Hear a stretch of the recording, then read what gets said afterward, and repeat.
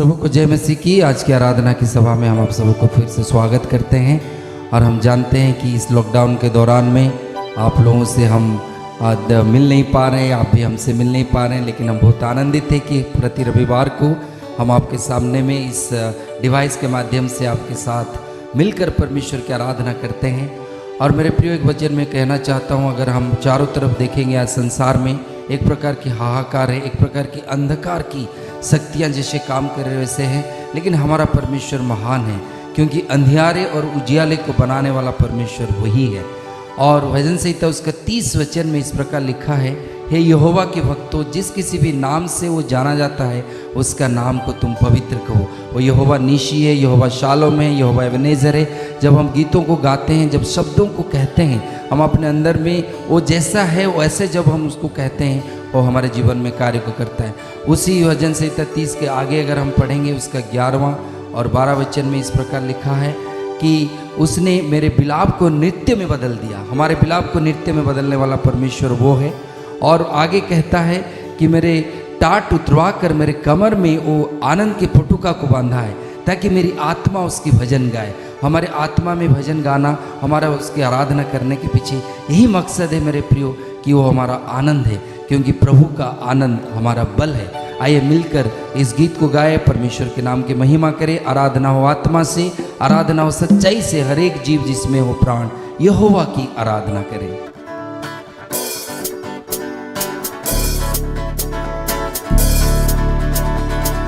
आराधना हो आत्मा से, आराधना हो सच्चाई से, हर एक जीव जिसमें हो प्राण यहोवा की आराधना करे।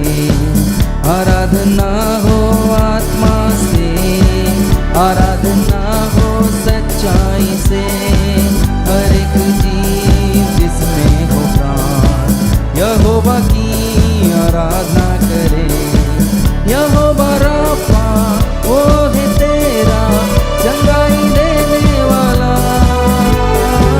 चंगा करता हाथों से छूकर हाथ उसके पास। यहोवा राफा वो है तेरा चंगाई देने वाला, चंगा करता हाथों से छूकर हाथ उसके पास। बहता उसका लहू क्रूस के तले, बहता उसका लहू क्रूस के तले, जो भी आए उसके पास देता वो छुटकारा। मिलकर कहें आराधना हो आत्मा से, आराधना हो सच्चाई से, हर एक जीव जिसमें हो प्राण यहोवा की आराधना करे। यहोवा नीशी परमेश्वर है, हमें जय देने वाला परमेश्वर, हमें विजय देने वाला परमेश्वर। आइए उसके नाम की स्तुति और महिमा करे। कहे प्रभु जी तू यहोवा नीशी है। यहोवा नीशी वो है तेरा विजय देने वाला, शत्रु तेरे घेरे तुझको तू न घबराना। यहोवा नीशी वो है तेरा विजय देने वाला, शत्रु तेरे घेरे तुझको तू न घबराना। देख तेरे सामने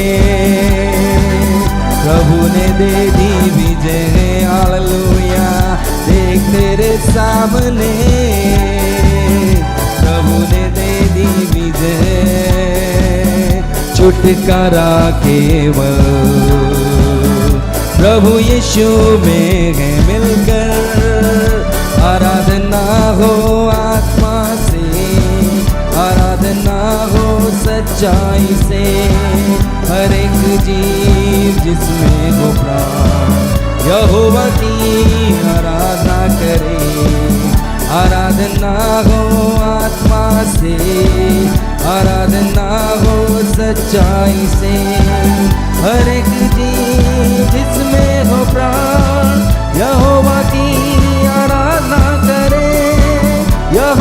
शालोम वो है तेरा शांति देने वाला, अपने आशीषों से वो भरेगा तेरे जीवन को। यहोवा शालोम वो है मेरा शांति देने वाला, अपने आशीषों से वो भरेगा मेरे जीवन को। महासागर जैसे बाधा में खोलेगा द्वार, महासागर जैसे बाधा में खोलेगा द्वार। पाप क्षाओगे यीशु के लहू से मिलकर गए, आराधना हो आत्मा से प्रभु, आराधना हो सच्चाई से।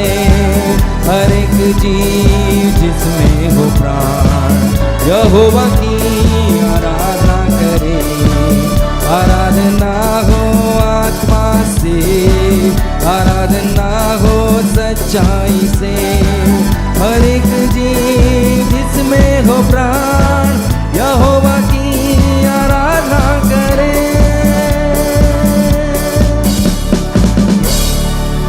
मेरे प्रियो, यहोवा राफा है, यहोवा शालोम है, यहोवा एबेनेजर है, यहोवा नीशी है, यहोवा सम्मा है। वो कहता है मैं तुझे कभी नहीं छोड़ूंगा, कभी नहीं छोड़ूंगा। और परमेश्वर का वायदा है, वो हमें कभी नहीं छोड़ता।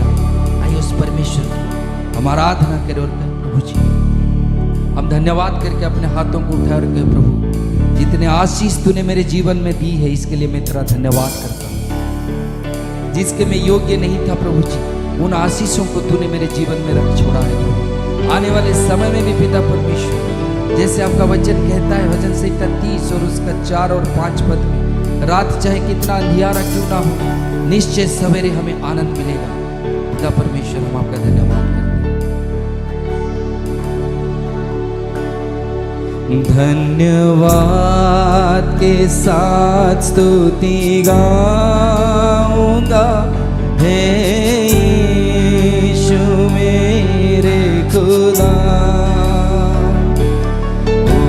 उपकार तेरे हैं बेशुमार, कोटि कोटि स्तुति धन्यवाद। मेरे साथ मिलकर कहे धन्यवाद के साथ स्तुति गाऊंगा, हे यीशु मेरे खुदा।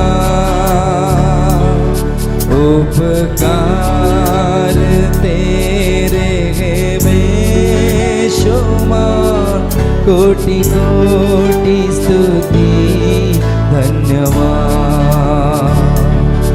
योग्यता से बढ़ के दिया है अपनी दया से तूने मुझे, योग्यता से बढ़ के दिया है अपनी दया से तूने मुझे। मांगने से ज्यादा मिला मुझे, आभारी हूँ प्रभु मैं। मांगने से ज्यादा मिला मुझे, आभारी हूँ प्रभु मैं। धन्यवाद के साथ स्तुति गाऊंगा, हे यीशु मेरे खुदा। उपकार तेरे हैं बेशुमार, कोटि कोटि स्तुति धन्यवाद। धन्यवाद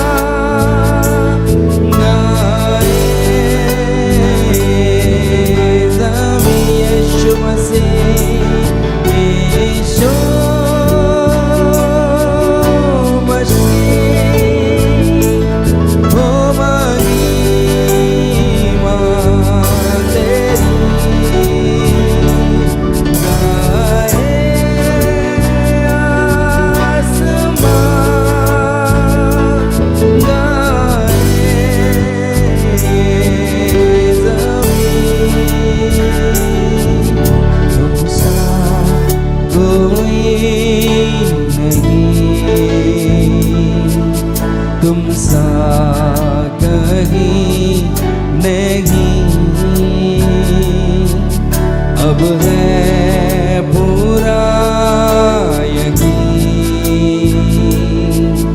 तुम सा कोई नहीं। अंधेरों में तू रोशनी है, तू ही मंजिल, तू रास्ता भी है, तू है जहाँ ना कुछ कमी है, तेरा ही नाम जिंदगी है। अंधेरों में तू रोशनी है, तू ही मंजिल, तू रास्ता भी है, तू है जहाँ ना कुछ कमी है, तेरा ही नाम जिंदगी।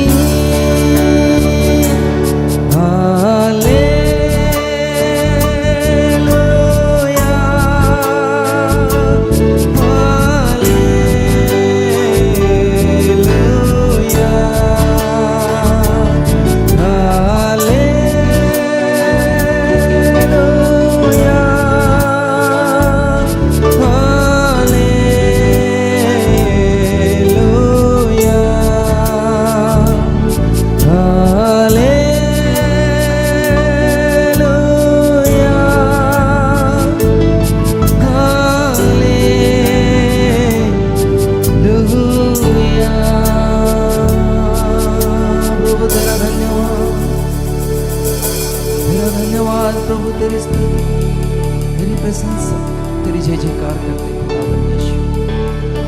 पिता परमेश्वर, आप यहाँ उपस्थित हैं हमारी इबादत में। आप पिता परमेश्वर, आप वायदों के अनुसार यहाँ पर उपस्थित है प्रभु, इसलिए हम आपका धन्यवाद करते हैं। सारी आदर महिमा जलाल प्रभु हम आपको देते हैं, यीशु मसीह के नाम से आमीन। परमेश्वर आप सबको आशीष दे। सो मेरे प्रियो, प्रभु यीशु मसीह के नाम में मैं आप सबों का अभिवादन करता हूं और प्रभु का धन्यवाद देता हूं कि फिर से आज परमेश्वर हमें अपने चरणों में बैठने का मौका दे रहा है।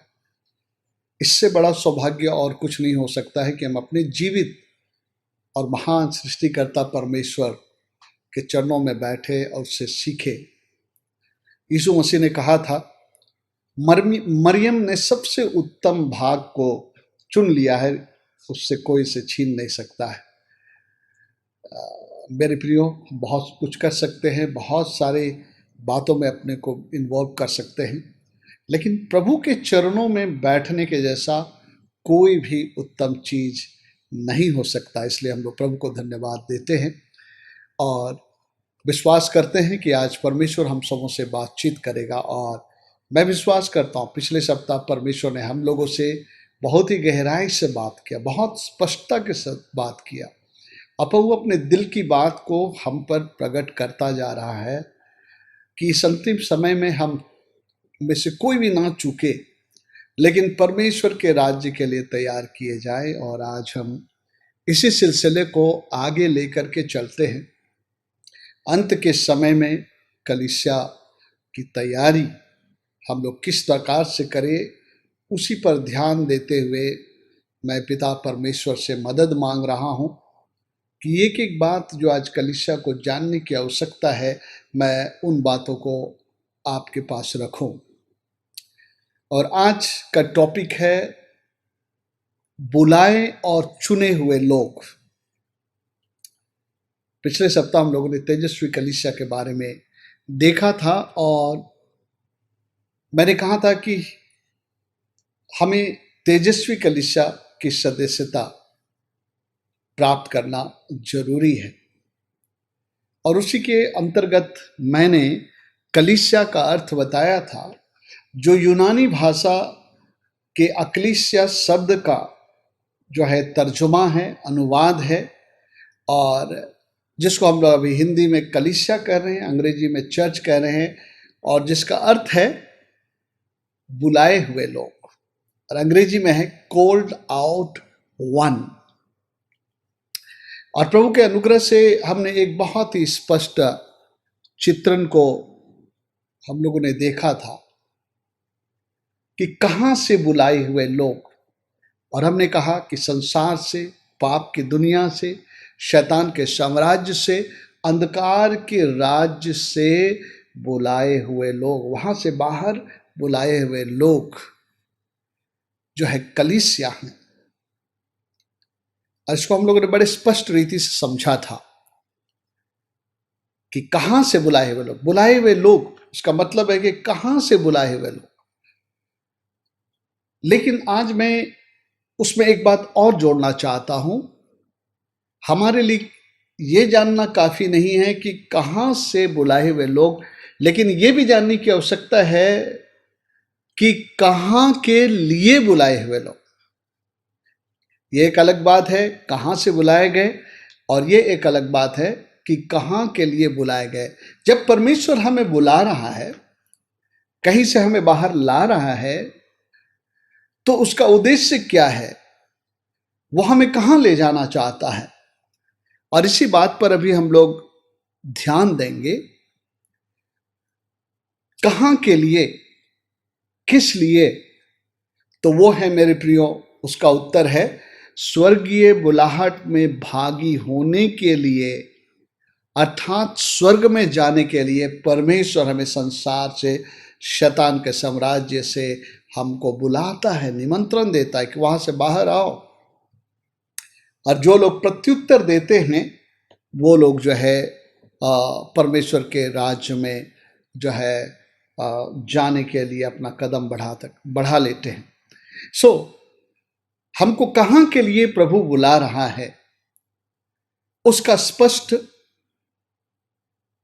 चित्रण जो है इन वचनों को पढ़ने से हमें मिलता है। मैंने कहा कि हम लोग को स्वर्गीय बुलाहट में भागी होने के लिए बुला रहा है, यानी स्वर्ग में जाने के लिए बुला रहा है। मैं 4 वचनों को पढ़ूंगा जो इस बात को स्पष्ट करता है कि हमें एक स्वर्गीय बुलाहट मिली है और स्वर्गीय बुलाहट में भागी होने का सौभाग्य मिला है। जब हम लोग यूहन्ना रचित सुसमाचार 14 अध्याय 1 से 3 पद को पढ़ते हैं, जब प्रभु यीशु मसीह संसार को छोड़ करके जाने वाला था, शिष्य लोग व्याकुल हो रहे थे। और उस समय यूहन्ना रचित सुसमाचार उसके 14 अध्याय 1 से 3 पद में यीशु मसीह अपने शिष्यों से कहते हैं, तुम्हारा मन व्याकुल ना हो, पिता पर विश्वास रखो और मुझ पर भी विश्वास रखो। मेरे पिता के घर में रहने के बहुत स्थान है, यदि ना होता तो मैं तुम्हें बतला देता, लेकिन मैं तुम्हारे लिए जगह तैयार करने के लिए जा रहा हूं, ताकि आके तुम्हें वहां ले जाऊं, और जहां मैं रहूं वहां तुम भी रहो। इस घड़ी हम जानते हैं यीशु मसीह कहां है। बाइबल बताती है जी उठने के बाद यीशु मसीह पिता के दाहिने हाथ स्वर्ग में बैठे हैं। यीशु कह रहा है कि मैं जहां मैं रहूं वहां तुम भी रहें। इसलिए वो इस संसार से जो हमें बुला रहा है, वो हमें स्वर्ग में अपने पास जाने के लिए तैयार करना चाह रहा है। फिलिपियों की पत्री उसका 3 अध्याय, फिलिपियों के पत्री 3 अध्याय और उसका 20 और 21 पद में हम पढ़ते हैं, तो उसमें इस प्रकार से लिखा। आइए हम लोग इस वचन को पढ़े। फिलिपियों के पत्री उसका 3 अध्याय और उसका 20 और 21 पद में।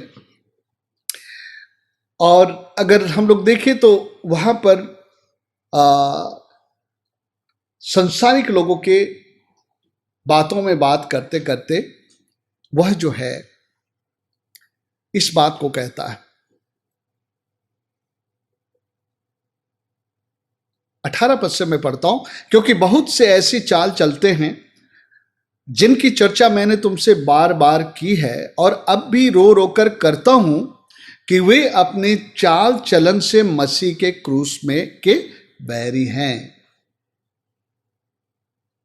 उनका अंत विनाश है, उनका ईश्वर पेट है। वे अपनी लज्जा की बातों पर घमंड करते हैं और पृथ्वी की वस्तुओं पर मन लगाए रखते हैं। पर हमारा स्वदेश स्वर्ग पर है। ध्यान से सुनिए, हमारा स्वदेश स्वर्ग पर है और हम एक उद्धार करता प्रभु यीशु मसीह के वहां से आने की बाट जो रहे हैं। मैंने रैप्चर के बारे में बताया था आपको।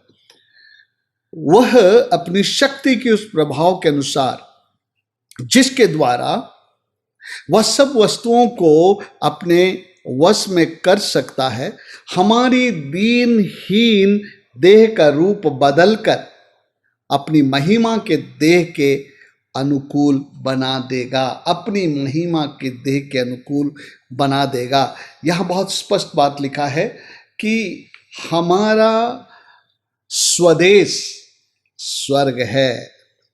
हम लोग गाते हैं, सियोन देश हमारा है देश, रहते हैं हम परदेश, जाएंगे हम अपने देश। जी हाँ, ये पृथ्वी हमारा घर नहीं है। सियोन देश हमारा देश, रहते हैं हम परदेश। आइए हम पत्रस की पत्री में भी दूसरे अध्याय और उसके 11 पद को पढ़ते हैं। पहला पत्रस का दूसरा अध्याय और 11 पद में लिखा है कि हम परदेशी हैं। देखिए क्या लिखा है, हे प्रियो, मैं तुमसे विनती करता हूं कि तुम अपने आप को परदेशी और यात्री जानकर उन संसारिक अभिलाषों से बचे रहो जो आत्मा से युद्ध करती। अपने आप को परदेशी और यात्री जानकर, आप परदेशी हैं इस संसार में। यह दुनिया आपका घर नहीं है। आपका घर स्वर्ग है। परमेश्वर जो है अपने लोगों के लिए उनका जो देश है उसको स्वर्ग को बनाए। ये पृथ्वी में कुछ भी अच्छा नहीं है।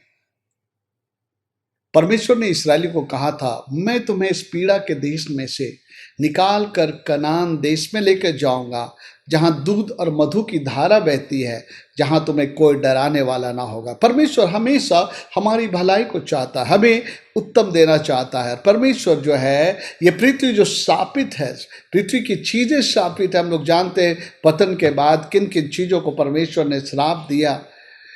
परमेश्वर हम लोगों को स्वर्ग में ले जाना चाहता है। हमारा स्वदेश स्वर्ग पर है। उसके बाद हम लोग एक वचन और पढ़ना चाहेंगे। इब्रानी 3 का 1 पद में लिखता है, आइए हम लोग पढ़े इसको। इब्रानी 3 का 1 पद यह साफ सब कह रहा है कि स्वर्गीय बुलाहट के तुम भागी हो। ओके, इसलिए हे पवित्र भाइयों, तुम जो स्वर्गीय बुलाहट के भागी हो, उस प्रेरित और महायाजक यीशु पर जिसे हम अंगीकार करते हैं ध्यान करो।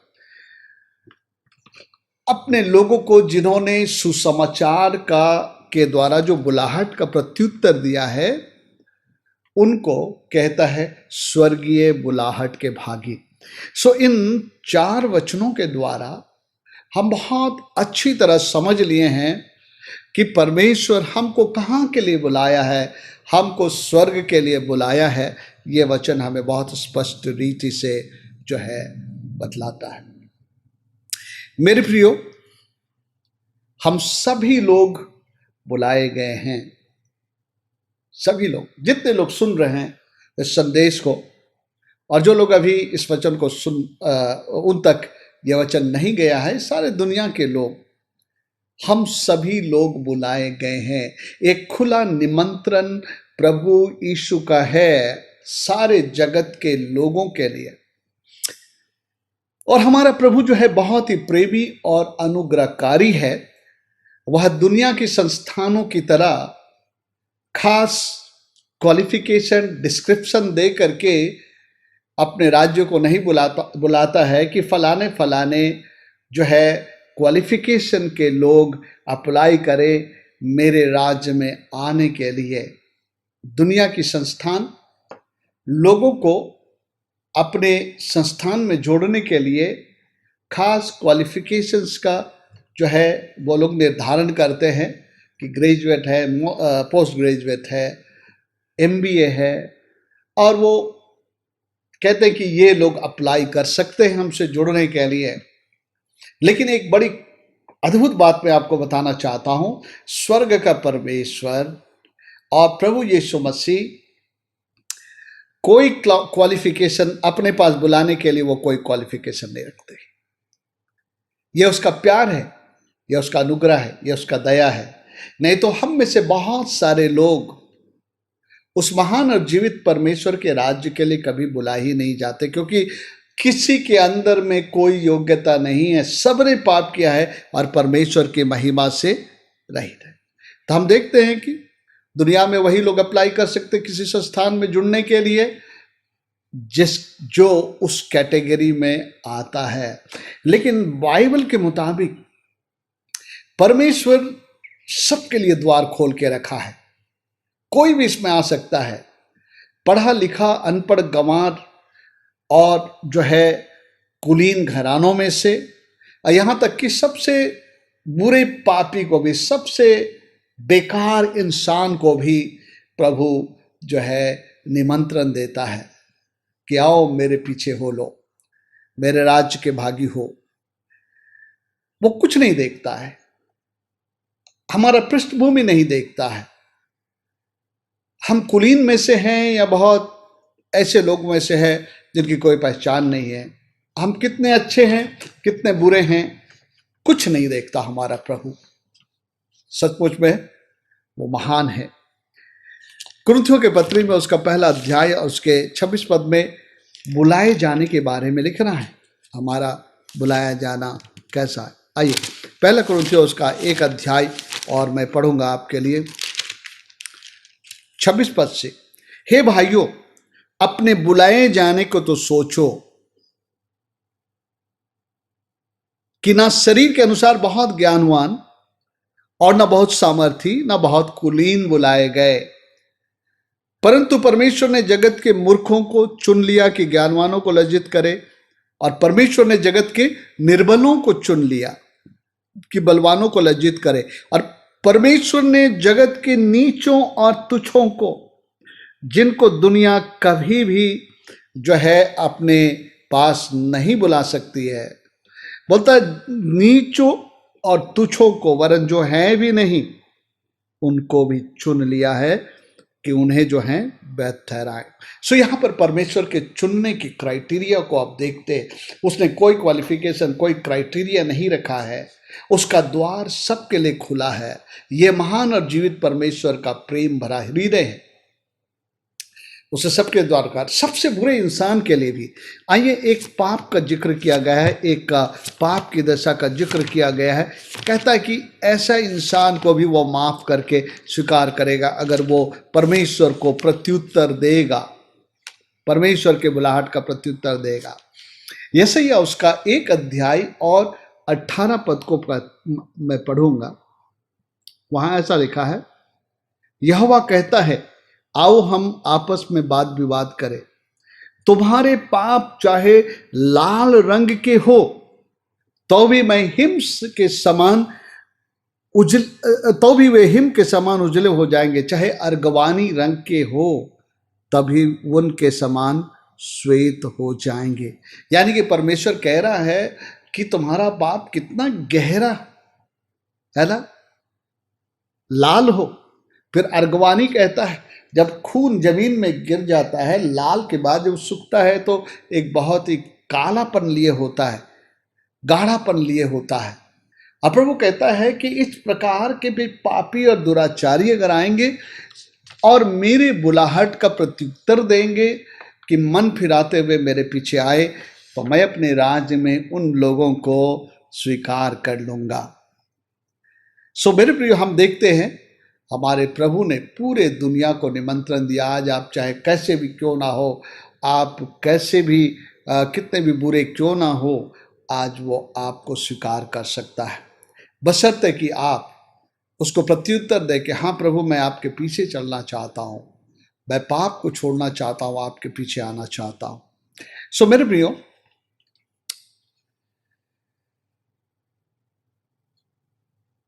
हमने कहा कि जब एक व्यक्ति परमेश्वर के बुलाहट का प्रत्युत्तर देता है तो परमेश्वर के राज में उसका एंट्रेंस हो जाता है। लेकिन मुझे एक बात आपको और बताना है, तभी ये संदेश कंप्लीट होगा, और वो ये है कि केवल बुलाए जाना ही काफी नहीं है, लेकिन चुना हुआ भी होना बहुत जरूरी है।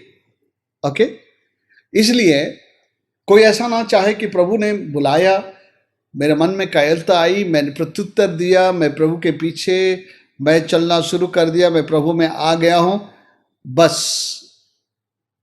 यही फाइनल बात है मेरे लिए, अब मैं स्वर्गराज का भागी हो जाऊंगा। मेरे प्रियो, ऐसा नहीं। एक वचन हम लोग पढ़ेंगे जो मत्ती रचित सुसमाचार 22 अध्याय का 14 पद है, क्योंकि बुलाए हुए तो बहुत हैं पर चुने हुए कम हैं।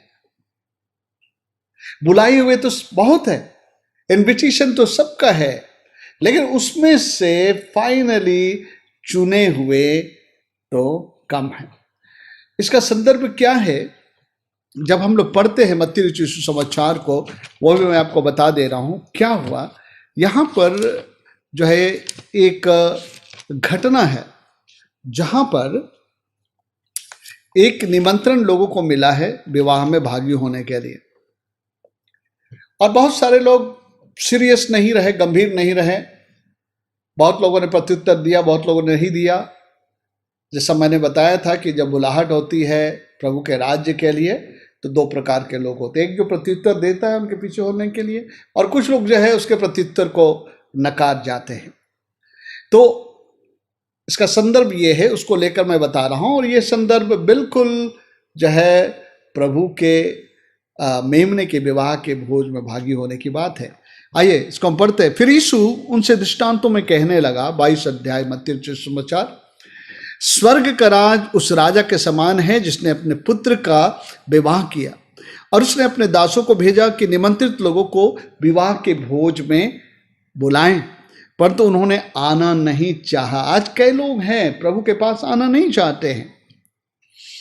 फिर उसने और दासों को यह कहकर भेजा, निमंत्रित लोगों से कहो, देखो मैं भोज तैयार कर चुका हूं, मेरे बैल पले हुए पशु मारे गए हैं और सब कुछ तैयार है, विवाह के भोज में आओ। परंतु वे उपेक्षा करके चल दिए, कोई अपने खेत को, कोई अपने व्यापार को। आज संसार में लोग व्यस्त हैं, परमेश्वर के पास समय नहीं है। किसी को अपने व्यापार से है, किसी को अपने खेत से, किसी को अपने जो है इंटरेस्ट पर, जो उनकी जो दिलचस्पियां हैं उनके पीछे वो भाग रहे हैं। परमेश्वर को के लिए उसके पास समय नहीं होता। अन्य लोगों ने जो बच रहे थे उनके दासों को पकड़ा, उनका अनादर किया और मार डाला। तब राजा को क्रोध आया और उसने अपने सेना भेजकर उन हत्यारों का नाश किया और उनके नगर को फूंक दिया। तब उसने अपने दासों से कहा, विवाह का भोज तैयार है, परंतु निमंत्रित लोग योग्य नहीं ठहरे, निमंत्रित लोग योग्य नहीं ठहरे। इसलिए चौराहों पर जाओ और जितने लोग तुम्हें मिले सबको विवाह के भोज में बुला लाओ।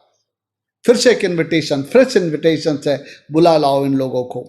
अतः उन दासों ने सड़कों पर जाकर क्या बुरे क्या भले जितने मिले सबको इकट्ठा किया और विवाह का घर अतिथियों से भर गया।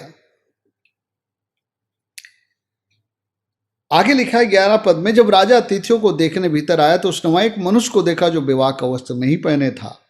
उसने उससे पूछा, है मित्र, तू विवाह का वस्त्र पहने बिना क्यों आ गया है? ऐसा लगता है कि उनको खास प्रकार के विवाह के परिधान को पहन करके जो उस विवाह में आना होता था, और विवाह में आने वालों का मैं एग्जैक्टली इसके बारे में मेरे पास ज्ञान नहीं है, लेकिन जैसा लग रहा है कि खास विवाह का वस्त्र वो नहीं पहने हुआ था। यानी कि विवाह में जाने के लिए जो योग्यता होनी चाहिए उसके पास, शरीक होने के लिए, वो चीज़ उसके पास नहीं था। उसका मुंह बंद हो गया। तब राजा ने सेवक से कहा, इसके हाथ पांव बांध कर उसे बाहर अंधेरे में डाल दो, वहां रोना और दांत का पीसना है, क्योंकि बुलाए हुए तो बहुत हैं परंतु चुने हुए थोड़े हैं। सो मेरे प्रियो, बुलाए हुए तो बहुत हैं। प्रभु यीशु मसीह जब से आए पृथ्वी पर तब से उन्होंने लोगों को बुलाना शुरू किया है, और आज कलीसिया लोगों को बुला रही है। प्रभु के सेवक प्रचारक लोगों को प्रचार करके सुसमाचार सुना के बुला रहे हैं।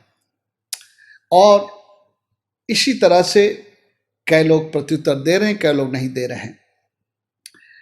और कभी कभी लोग सोचते हैं कि कभी अगर मैंने प्रत्युत्तर दे दिया तो बस अब हो गया, एक बार मैंने पापों का पश्चाताप किया, यीशु को आके जीवन दिया तो बस हो गया, मैं परमेश्वर के राज्य में आ गया हूं। मेरे प्रियो, इस वचन को ध्यान दीजिएगा, बुलाए हुए तो बहुत है, चुने हुए कम है। उसका मतलब है कि केवल बुलाया जाना काफी नहीं है, उस बुलाहट में आपको प्रमाणित करना पड़ेगा कि उस बुलाहट में आप उन योग्यताओं को जो इसमें भागी होने के लिए है आपने धारण किया है।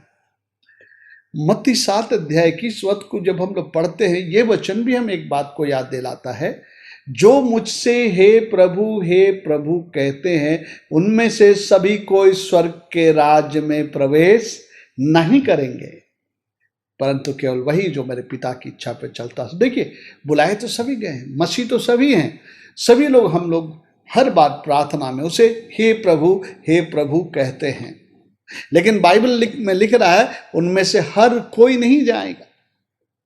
उसका मतलब है कि आपको चुने हुए के कैटेगरी में आएगा। परमेश्वर के राज्य में आने के लिए शुरुआत आपका प्रत्युत्तर देना है और उसके बाद चुने हुओं के जो है सूची में आपको आना है। एक संसारिक उदाहरण मैं दूंगा। आजकल बहुत सारी नौकरियां हैं जिसको आप अप्लाई करते हैं, इंटरव्यू देते हैं और इंटरव्यू पास हो जाते हैं और आपको एक लेटर मिल जाता है, ज्वाइनिंग लेटर मिल जाता है, क्योंकि आपने इंटरव्यू तो बहुत अच्छा निकाला और आपको नौकरी में ले लिया गया। लेकिन मेरे प्रियो, ये फाइनल नहीं हुआ है, ये फाइनल नहीं हुआ है। आपको लेटर दिया गया, नौकरी की ज्वाइनिंग हो गई, लेकिन एक प्रोबेशनरी पीरियड होता है और प्रोबेशनरी पीरियड जो है वही जो है आपको एसेस करने के लिए, आपके कैलिबर को जांचने के लिए कि आपके अंदर जिस कार्य के लिए आपको चुना गया है आप पूरी क्षमता के साथ उस काम को करते हैं नहीं, उस कंपनी को आप वो प्रोडक्शन दे पाएंगे या नहीं।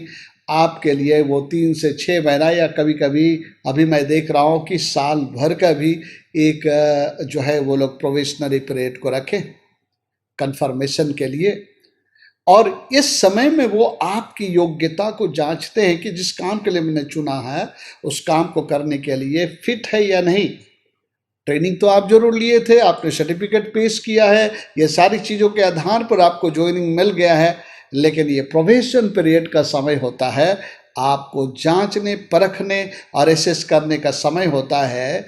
और जब आप उन लोगों के अपेक्षा के मुताबिक निकलते हैं तब प्रोबेशनरी पीरियड ख़त्म करके वो आपको कन्फर्म कर देते हैं, परमानेंट कर देते हैं कि हाँ ये मेरे कंपनी के लिए फिट है, अब ये मेरा एम्प्लॉय पक्के रीति से बन गया है। सो मेरे प्रियो, बिल्कुल यही है परमेश्वर के राज के लिए। बुलाए हुए तो बहुत है, चुने हुए थोड़े हैं। बहुत लोगों ने यीशु मसीह के पीछे आने का निर्णय लिया। मेरे खुद के जानने में बहुत लोग जो है इस तरह का कमिटमेंट किए ऑल्टर में आके और प्रभु के पीछे चलने का, लेकिन आज वो लोग बैकस्लाइडेड है, वो प्रभु के साथ नहीं है, वो प्रभु से दूर हो गए हैं। उन्होंने ज्वाइन तो किया लेकिन उन्होंने इस बात को प्रमाणित नहीं किया कि यीशु, मैं चाहे जो कुछ हो जाए मैं तेरे पीछे चलूंगा। और वो इस तरह गाते हैं, यीशु के पीछे मैं चलने लगा, यीशु के पीछे मैं चलने लगा, यीशु के पीछे मैं चलने लगा, ना लौटूंगा ना लौटूंगा। संसार को छोड़ के सलीब को लेकर मैं चलने लगा। अगर कोई मेरे साथ ना आए, मैं ना लौटूंगा। और ऐसा करके वो चुनिंदों के बीच में अपना नाम दर्ज करते हैं। सो मेरे प्रियो, मैंने उदाहरण दिया कि बुलाया जाना ही काफी नहीं। आप ऐसा मत सोचिएगा मैं ऑल्टर कॉल में आया, पास्टर मुझे पाप पश्चाताप का एक प्रार्थना करवा दिया, अब मैं स्वर्ग के राज के लिए प्रत्युत्तर देकर उसका मैं भागीदार बन गया। मेरे प्रियो, बुलाहट ही काफी नहीं है। उस बुलाहट में चुन लिए जाने के लिए अपने आप को आपको प्रमाणित किया जाएगा। जैसे प्रोबेशनरी पीरियड के बाद कंफर्म किया जाता है, आपके असेसमेंट के बाद, आपको जांच परखने के बाद कि हाँ ये हमारे लिए फिट है, ये हमारे लिए काम के लायक है, और आपको कंफर्म वो करते हैं या आपको चुन लेते हैं फुली। सो बिल्कुल ऐसा ही है परमेश्वर के राज में। मैं एक वचन और पढ़ना चाहता हूं इस बात को दिखलाने के लिए कि बुलाहट का प्रत्युत्तर दे देना ही काफी नहीं, चुने हुए की सूची में भी नाम दर्ज करना जरूरी है। दूसरे शब्दों में अपने बुलाहट को सिद्ध करना, मतलब जिस बात के लिए आप बुलाए गए आप सिद्ध करके दिखा देते हैं कि हाँ मैं इस बुलाहट में हूं। एक वचन हम लोग पढ़ेंगे, पहला पत्रस जो है और उसका दूसरा पत्रस की पत्री और उसका जो है 1 अध्याय और उसका 10 और 11 पद मैं यहाँ पर आपको दिखलाना चाहता हूँ। बहुत स्पष्ट लिखा है। दूसरा पत्रस उसका 1 अध्याय और आइए हम लोग पढ़ें। 10 पद को हम लोग पढ़ेंगे, सुनिए 10 और 11 पद। इस कारण हे भाइयों, अपने बुलाए जाने, ध्यान से सुनिएगा, और चुन लिए जाने को सिद्ध करने का भली भांति यत्न करते जाओ, क्योंकि यदि ऐसा करोगे तो कभी ठोकर नहीं खाओगे। उसका मतलब परमेश्वर के राज में प्रवेश करने ठोकर ना खाओगे। 11 पद में लिखा है, वरन इस रीति से तुम हमारे प्रभु और उद्धारकर्ता यीशु मसीह के अनंत राज में बड़े आदर के साथ प्रवेश करोगे। देख रहे हैं, अपने बुलाए जाने और चुन लिए जाने को सिद्ध करने का भली भांति प्रयत्न करो। परमेश्वर के राज में बुलाए जाने के बाद चुन लिए जाने के लिए बहुत सारे प्रयत्नों की आवश्यकता होगी, क्योंकि जिन चीजों से हम जुड़े थे, जिन चीजों से हमारा लगाव था, इतनी आसानी से छोड़ती नहीं है हमको। वो चीजें हमको पकड़े रहना चाहती है, बल्कि प्रभु में आने के बाद शैतान और भी अपने परीक्षाओं को हमारे जीवन में जोड़ता है, ताकि हम हमारे मन और ध्यान को परमेश्वर से दूर कर दे। और आज कई लोगों के जीवन में सफल हो गया है, और यहीं पर यत्न करने की कोशिश होती है। कुश्ती में 2 पहलवान प्रयत्न करते हैं एक दूसरे को पछाड़ने के लिए। आप यूं ही पछाड़ नहीं सकते हैं, आपको ताकत लगाना पड़ता है, बल लगाना पड़ता है, तब आप पछाड़ पाते हैं। आत्मिक जीवन में बने रहने के लिए जो है एक यत्न करते रहने की आवश्यकता है। और हम लोग देखेंगे वो यत्न किन बातों के लिए हमको करना है, और आप देखेंगे जब हम उन बातों को पढ़ेंगे तो ये बातें ऑटोमेटिक नहीं होती है। उन बातों को जो है हमारे इस बुलाहट चुने जाने की सिद्धता को लाने के लिए, उन बातों को धारण करने के लिए, पहनने के लिए जो है काफी जो है ताकत लगाना पड़ता है।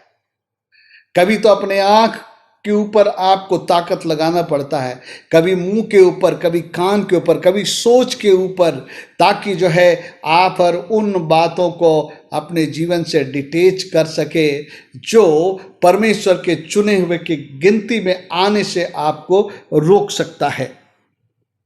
सो मेरे प्रियो,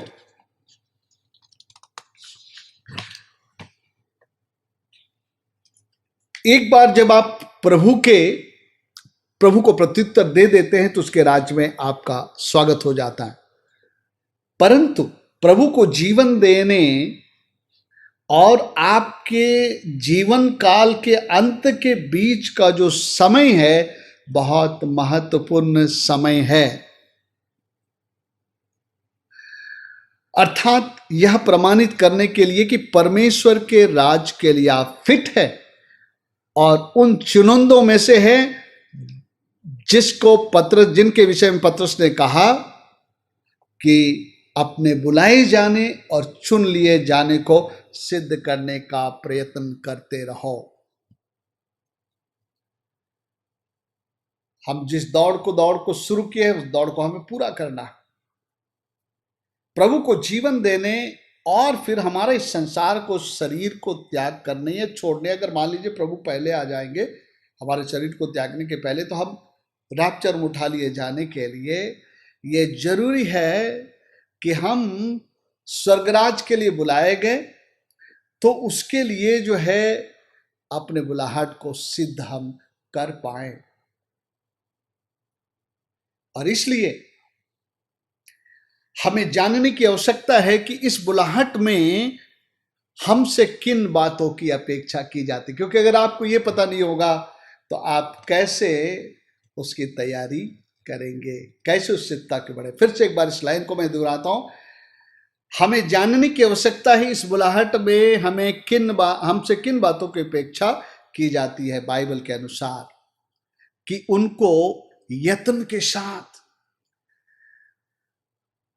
अपने जीवन में सिद्ध करे कि आप चुने हुओं में कंफर्म कर लिए जाए।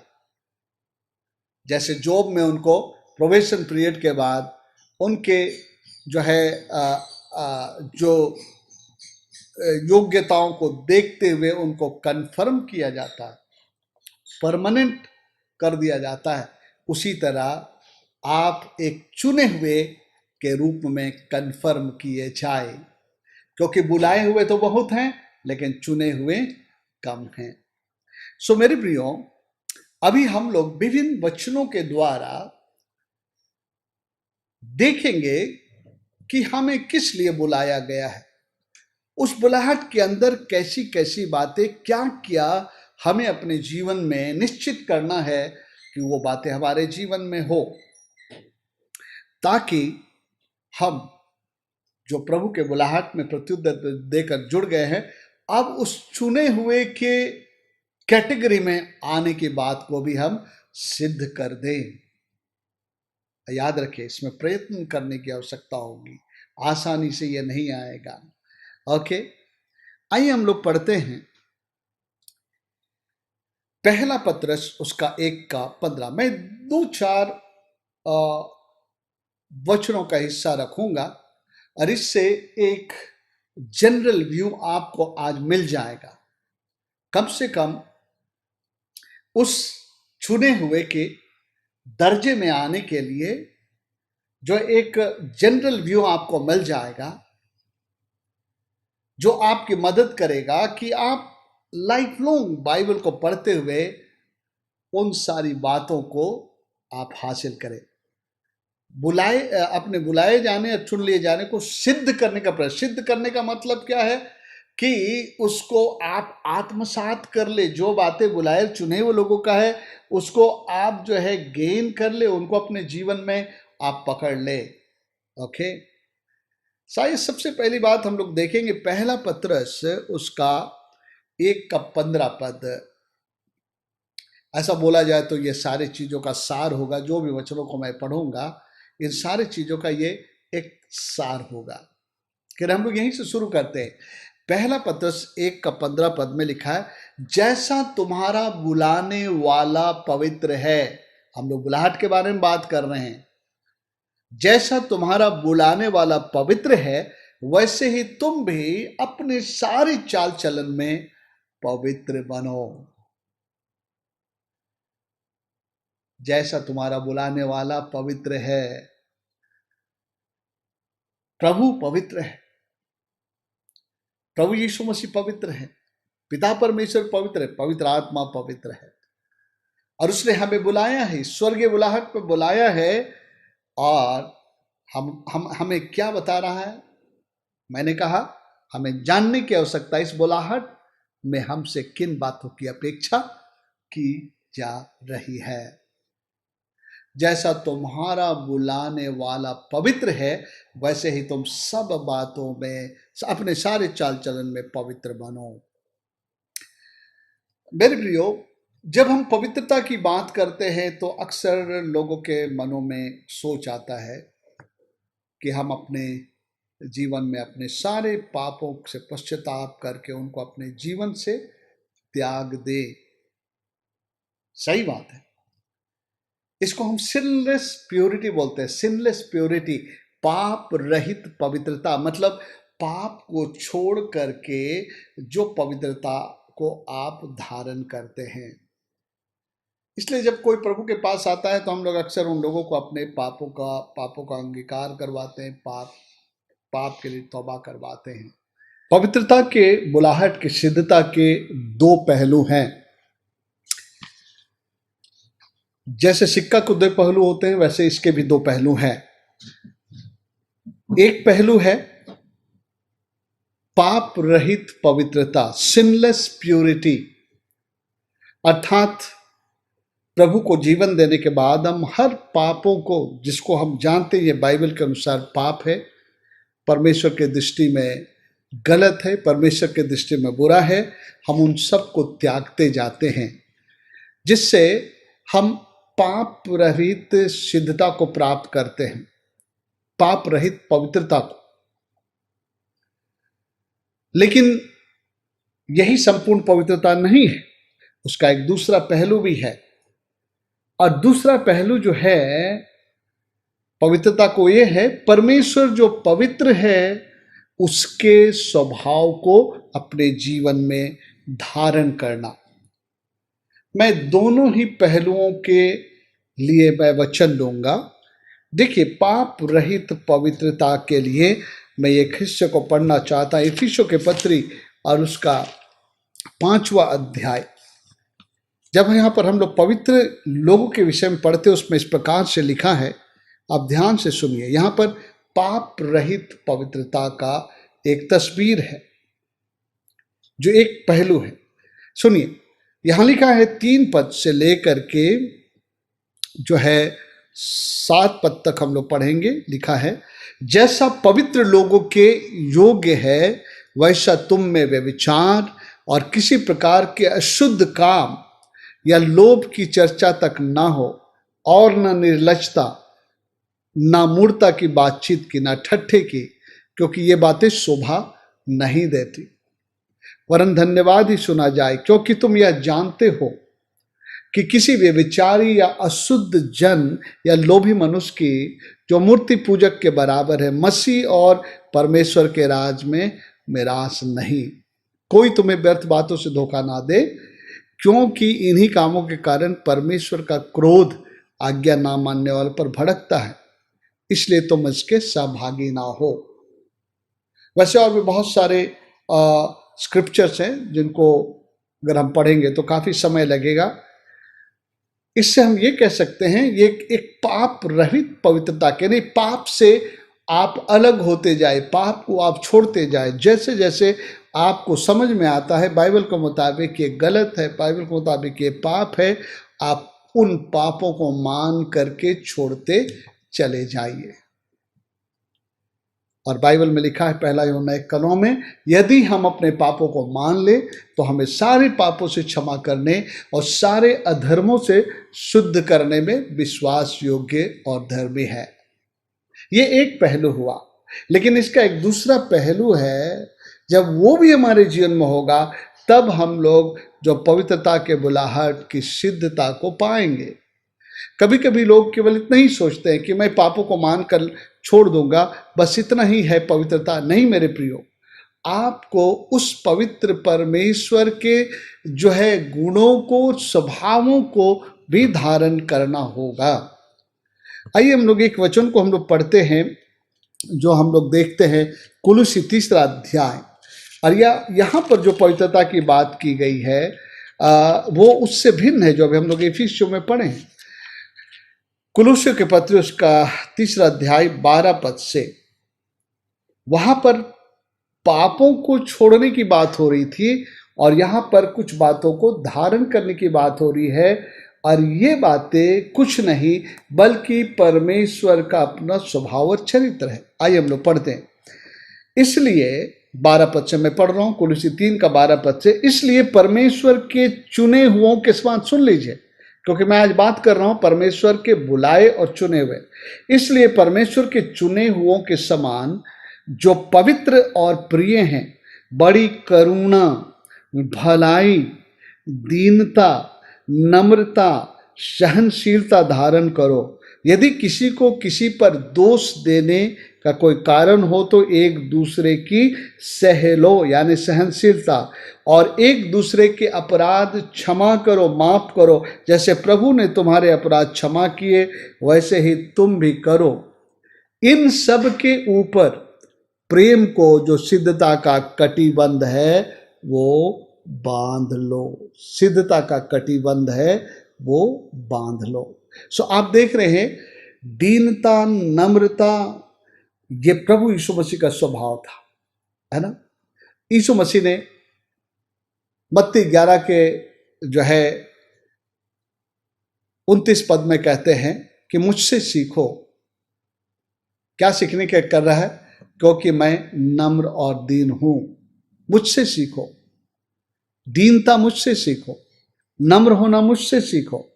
मेरे प्रियो, आज हमारे अंदर बहुत ईगो होता है, हमारे अंदर घमंड होती है, हमारे अंदर में जो किसी के प्रति दया नहीं होती है। कई बार हम केवल अपने बारे में सोचते हैं, जबकि बाइबल बोलता है कि हर कोई अपने ही हित के नहीं लेकिन दूसरों के लिए भी सोचा करे।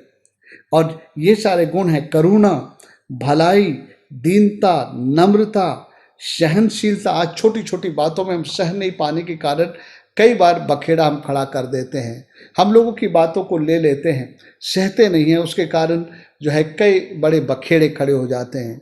फिर बोलता है अगर किसी ने आपके साथ कुछ ऐसा किया भी है तो उनके अपराध को क्षमा करो। बल्कि बोलता है तुम प्रेम को जो सिद्धता का कटिबंध है वो बांध लो। बाइबल में लिखा है कि प्रेम बहुत सारे पापों को भी ढांप देता है।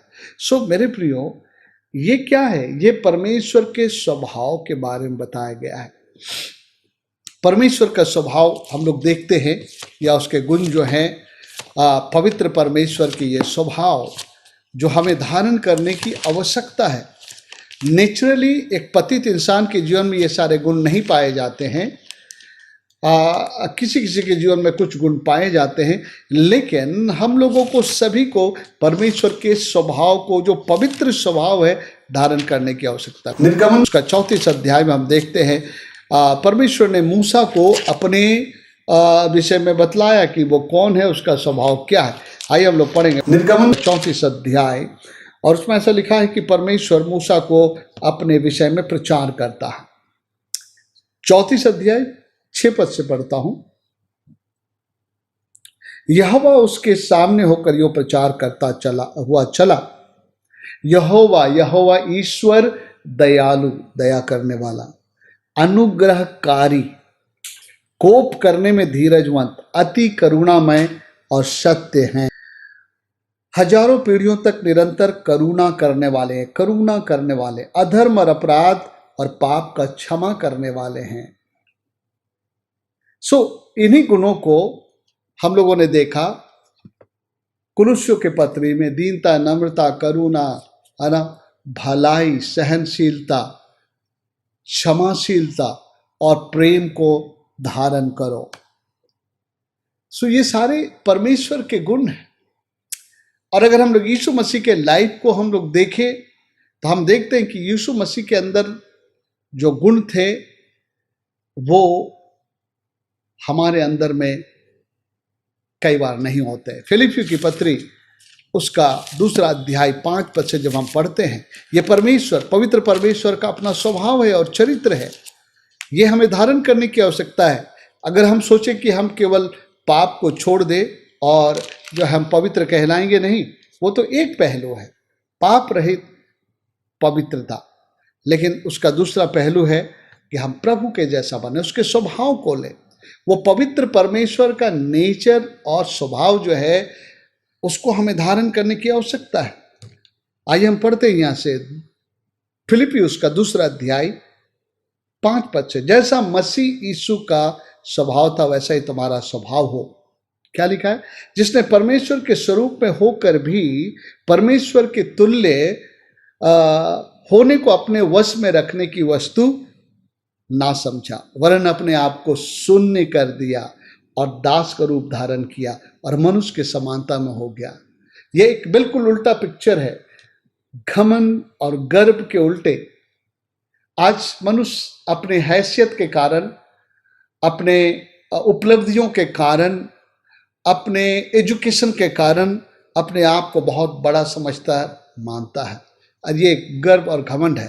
लेकिन यीशु मसीह परमेश्वर के बराबरी में होने के बाद भी उसने अपने आप को शून्य कर दिया, खाली कर दिया, और दास का रूप धारण किया। यह परमेश्वर का स्वभाव है, और मनुष्य के समानता में हो गया और मनुष्य के रूप में प्रकट होकर अपने आप को दीन किया। यीशु मसीह ने अपने आप को दीन किया।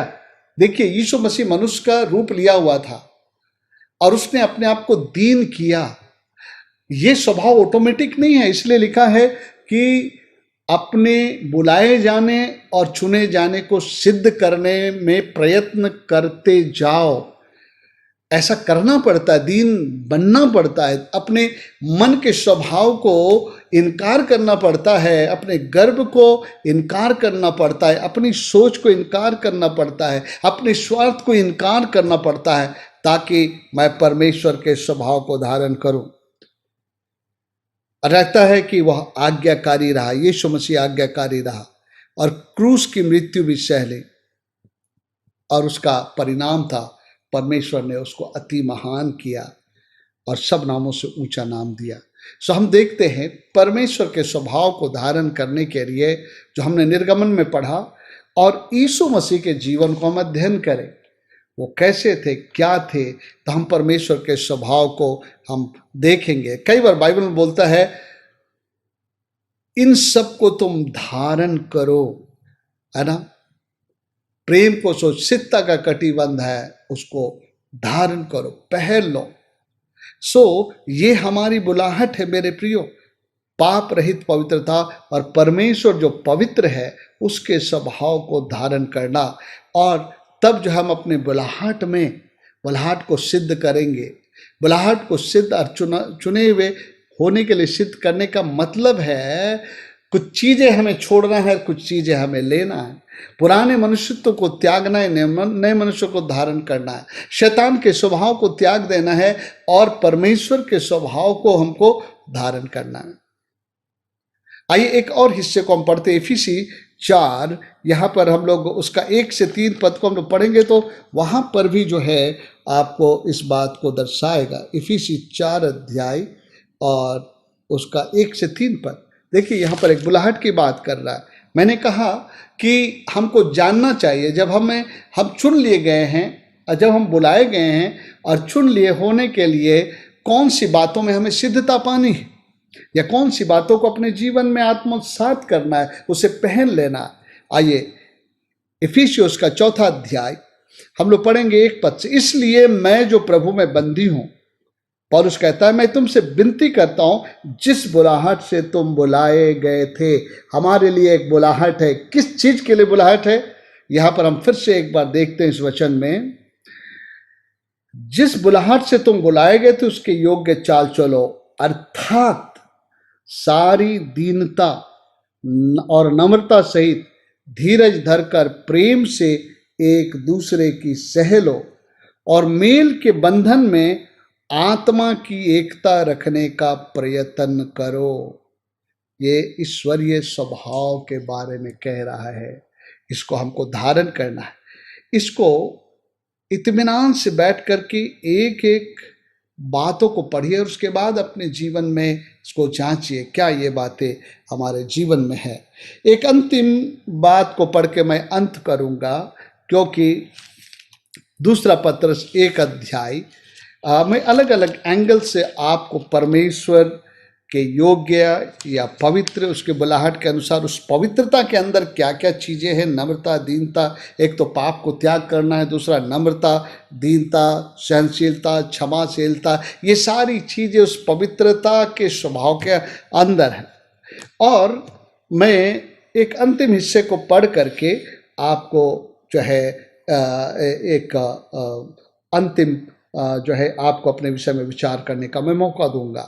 तो आइए हम लोग पढ़ेंगे दूसरा पत्रस 1 अध्याय हमें कुछ करने के लिए कहता है। अगर ये प्रयत्न हमारे जीवन में लगा हुआ है तो हम उस पवित्रता को जो परमेश्वर का स्वभाव है धारण कर लेंगे।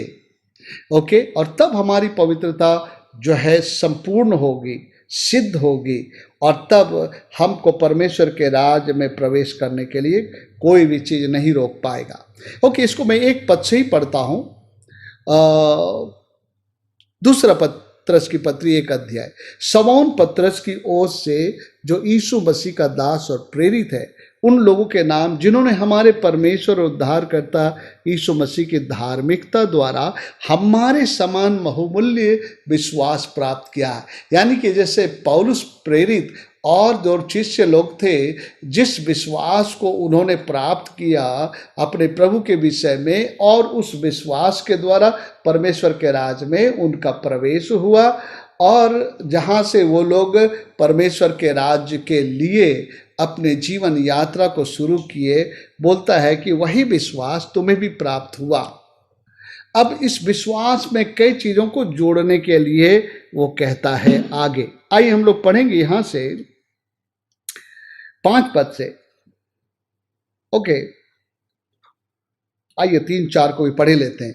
क्योंकि उसकी ईश्वरीय सामर्थ्य ने सब कुछ जो जीवन और भक्ति से संबंध रखता है, हमें उसी के पहचान के द्वारा, अंग्रेजी बाइबल के मुताबिक नॉलेज के द्वारा, यीशु मसीह के ज्ञान के द्वारा, पहचान के द्वारा, जिसने हमें अपनी ही महिमा सद्गुण के अनुसार बुलाया है, जिसके द्वारा उसने हमें हमें बहुमूल्य और बहुत ही बड़ी प्रतिज्ञा दी है, ताकि उनके द्वारा तुम उस सड़ाहट से छुटकर, हमारा जीवन सड़ाहट में था, पतित मनुष्य के अंदर उनका विचार, सोच, चाल चलन एक सड़ाहट का जो है चित्र को दर्शाता है, ताकि इनके द्वारा तुम उस सड़ाहट से छुटकर जो संसार में बुरी अभिलाषाओं से होती है, ईश्वरीय स्वभाव के सहभागी हो जाओ। मैंने कहा हमारे पवित्रता का दूसरा पहलू है ईश्वरीय स्वभाव को धारण करो। पहला पहलू है पाप रहित पवित्रता, यानी पापों को त्यागो। दूसरा पहलू है ईश्वरीय स्वभाव को धारण करो। ये कैसे होगा, एक प्रोसेस बतलाया है। आइए हम यहाँ से पढ़ते हैं 5 पद। इसी कारण तुम सब प्रकार का यत्न करके अपने विश्वास पर सद्गुण, जो आपने यीशु मसीह पर विश्वास किया है, आप सद्गुण को अपने जीवन में धारण करें, अच्छे गुणों को धारण करें, परमेश्वर के गुणों को धारण। आप विश्वास पर सद्गुण और सद्गुण पर समझ, हिंदी बाइबल में समझ लिखा है, अंग्रेजी बाइबल में नॉलेज लिखा है। टू वर्च्यू नॉलेज, सद्गुण पर फिर ज्ञान। और ये ज्ञान क्या है? अनुभव के साथ परमेश्वर को जानना, यीशु मसीह के साथ जो है उसके साथ संगति करते हुए उसको जानना, उसको समझना, उसके मन की बातों को समझना, उसकी इच्छाओं को समझना, उसमें चलना। तो सद्गुण पर जो है उस प्रभु के संगति के ज्ञान और समझ को लेना। ओके, फिर समझ पर संयम, संयम अंग्रेजी में से सेल्फ कंट्रोल कहा गया, यानी कि उन तमाम बातों पर जो हमारे शरीर से, मन से जो है द्वंद्व करता है, ऐसी बातें जो हमारे अंदर में ऐसी लालसाओं को उत्पन्न करना चाहता है जो पापमय है, गंदी है, बुरी है, उस पर संयम रखना, मतलब अपने आप को उसमें गिरने नहीं देना, संयम। और फिर संयम पर धीरज। धीरज क्या है? धीरज हर परिस्थिति में खड़े रहना, है ना। प्रभु के लिए हर परिस्थिति में खड़े रहना, चाहे निंदा हो फिर भी खड़े रहेंगे, चाहे एक समस्या आ गई है फिर भी हम खड़े रहेंगे, परीक्षा आएगी उसमें भी हम खड़े रहेंगे, कभी हम जो है अपने धीरज को कम नहीं होने देंगे। बाइबल में हम देखते हैं कई लोगों ने अपने जीवन में कई कष्ट भरी समस्याओं को देखा, लेकिन उन्होंने अपना धीरज नहीं खोया अपने प्रभु के विषय में। जैसे यूसुफ, परमेश्वर ने उसे सारी प्रतिज्ञा दी थी कि एक दिन वो बड़ा व्यक्ति बनेगा, उसके भाई लोग उसके अधीनता में होंगे, लेकिन बीच का समय जो है बहुत ही कष्टमय था। एक के बाद एक समस्याओं में पड़ता गया। भाइयों ने उसको इस्माइलियों के हाथ में, इस्माइलियों ने पोतीफर के हाथ में बेचा और उसके बाद वो जेल में डाला गया। एक के बाद दूसरा कष्ट है, लेकिन वो अपने धीरज को नहीं खोता है, अपने प्रभु के प्रतिज्ञाओं को पकड़े रहने के लिए, प्रभु के बातों को पकड़े रहने के लिए अंत तक वो धीरज धरते रहा। ओके, सो सद्गुण पर संयम पर धीरज और धीरज पर भक्ति।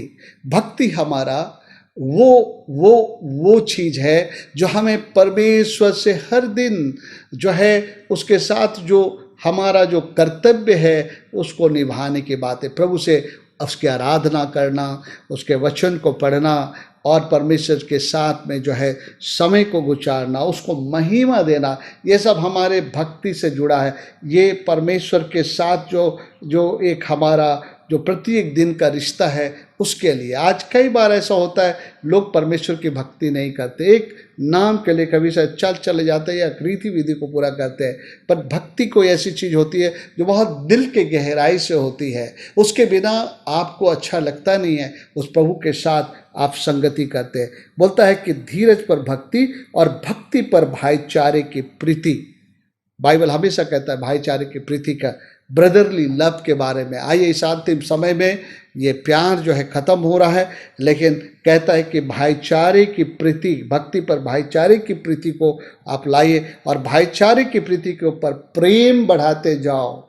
ये भाईचारे की प्रीति एक मेल मिलाप के जीवन को दिखलाता है और उसके ऊपर प्रेम को बढ़ाते जाओ। अभी तक जो भी हम लोगों ने कुलुसियों और में देखा हमने कि सबसे ऊपर में लिखता है प्रेम को जो सिद्धता का कटिबंध है बांध लो। जब आप ऐसा करेंगे तो क्या होगा, आगे लिखा है, क्योंकि यदि ये बातें तुम में वर्तमान रहे और बढ़ती जाएं तो तुम्हें हमारे प्रभु यीशु मसीह के पहचान में निकम्मे और निष्फल ना होने देंगे। क्योंकि जिसमें ये बातें नहीं वह अंधा है और धुंधला देखता है और अपने पिछले पापों से धुलकर शुद्ध होने को भूल बैठा है। बहुत लोग अपने जीवन में प्रभु को जीवन दिए, उनके पापों की क्षमा हुई, लेकिन बीच का समय जो है ये लोग ये सारी बातें करने में नहीं रहे, है ना, ये 7 बातें करने में नहीं रहे। तो ये क्या हो गया, ये लोग भूल गए कि एक समय उनके पाप क्षमा हुए, शुद्ध हुए, और वो बैकस्लाइडिंग जो है स्टेज में वो लोग जी रहे हैं। सावधान, अपने बारे में जांचिए। तब फिर 10 और 11 पद लिखता है, एक आखिरी फाइनल बात लिखा है, इस कारण हे भाइयों अपने बुलाए जाने और चुन लिए जाने को सिद्ध करने का भली भांति प्रयत्न करते रहो, क्योंकि यदि ऐसा करोगे तो कभी ठोकर ना खाओगे। वरन इस रीति से तुम हमारे प्रभु और उद्धारकर्ता यीशु मसीह के अनंत राज्य में बड़े आदर के साथ प्रवेश करने पाओगे। सो मेरे प्रियो, बुलाए हुए तो बहुत है, लेकिन चुने हुए लोग कम हैं। चुने हुए लोग कौन हैं? जब बुलाहट के बाद उन लोगों ने अपने जीवन को परमेश्वर के लिए प्रमाणित करने के लिए वो उस प्रोसेस में वो लगातार रहे, अपने को उस पवित्रता में लाने के लिए, एक पाप रहित पवित्रता यानी कि पापों को त्यागने, और दूसरा पवित्र परमेश्वर के स्वभाव को धारण करने में। और ये आसानी से नहीं होता, इसके लिए हमें लड़ना पड़ता है, इसके लिए हमको इनकार करना पड़ता है, इसके लिए हमको जो है लगातार जो है प्रभु के वचन में खड़ा होना आता है।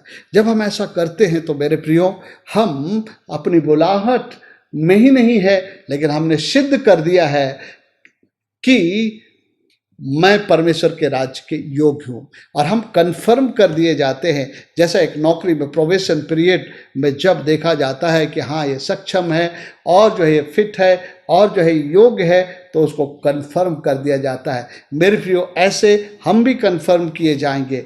मेरे प्रियो, बुलाए हुए तो बहुत है, चुने हुए कम है।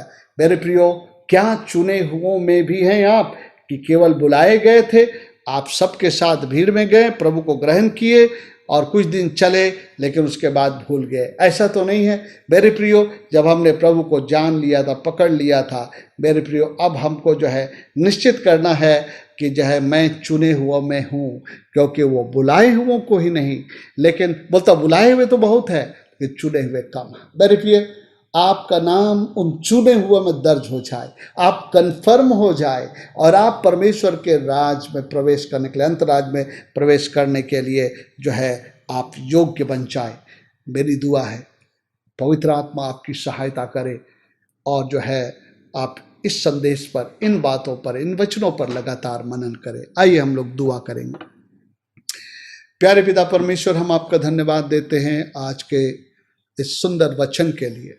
आपने अपने वचन के द्वारा हमारे बुलाहट और चुन लिए जाने को सिद्ध करने के संबंध में हमसे बातें की, हम लोगों की आंखों को खोला है।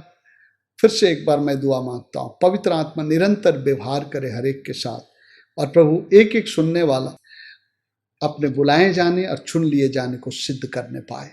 पवित्र आत्मा प्रत्येक की सहायता मदद कर। और मैं प्रार्थना करता हूँ हर परिवार को, छोटे से लेकर बड़े तक को रक्षा रखवाली कर। घर से बाहर निकलते भीतर आते उनके संग अपने लहू से ढांप ले। इस कोरोना काल में हर इन्फेक्शन से इनको बचाइए और सुरक्षित रखिए। पिता परमेश्वर, आपके पवित्र हाथ में सौंपते हुए ये दुआ आपके बेटे यीशु मसीह के नाम में मांगता हूँ, सुनिए और दया से ग्रहण करिए, वापस मानिए। आमीन। अब हमारे परमेश्वर पिता का प्रेम, उसके पुत्र यीशु का अनुग्रह और पवित्र आत्मा की सहभागिता हम सबों के संगत साथ सदाकाल बनी रहे। आमेन। Praise the lord. प्रभु आप सबको आशीष दे। फिर मिलेंगे हम लोग। इसी के साथ एक सूचना मैं देना चाहता हूँ कि आपको फिर से जो है सूचना दिया जाएगा। हम लोग इसी सप्ताह से जो है कंबाइंड सेल मीटिंग ऑनलाइन आधे घंटे का हम लोग चलाएंगे, जिसकी सूचना आपको दी जाएगी कौन से दिन से हम लोग ये शुरुआत कर रहे हैं। ओके, प्रभु आशीष दे आपको।